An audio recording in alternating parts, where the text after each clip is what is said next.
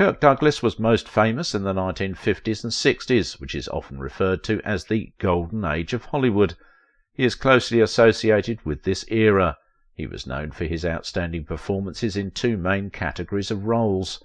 The first category included characters who were men of honour and who fought against oppressive forces. These characters were portrayed as unimpeachable and principled. Douglas, an accomplished actor, played a significant role in the end of the Hollywood blacklist. He hired Dalton Trumbo to write Spartacus, a film that Trumbo was unable to work on in the film industry due to his communist sympathies, which had resulted in his inability to work under his own name. Trumbo had even served time in prison for refusing to disclose names to the McCarthy inquiry. Douglas made sure that Trumbo was credited as the writer for the film and invited the then President-elect Kennedy to the premiere, which helped end the blacklist. However, some people involved in the production of the film have questioned Douglas's motives.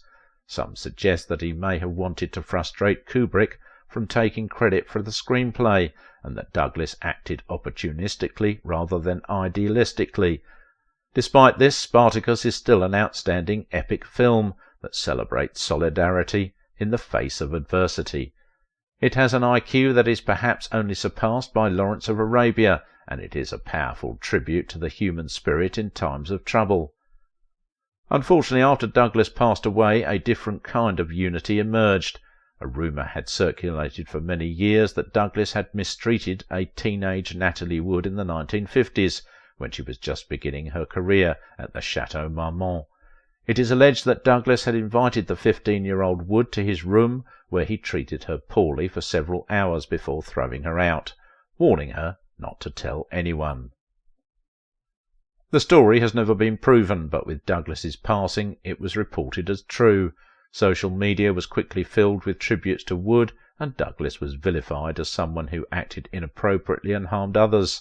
As one film critic said, "It's highly likely that he acted inappropriately and got away with it for over half a century." With both Wood and Douglas no longer alive, it is impossible to know for certain whether the allegations of assault are true, or if the story was simply a salacious tale that had been attached to various actors over the years.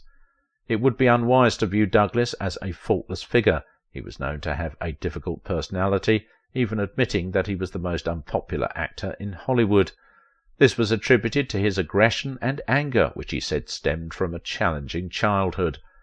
Douglas's co-star Burt Lancaster humorously remarked, "Kirk would be the first to tell you that he is a very difficult man, and I would be the second." Douglas was also a self-proclaimed serial adulterer, and his dominant influence on the films he made often made him challenging to work with. Click here to watch this video next.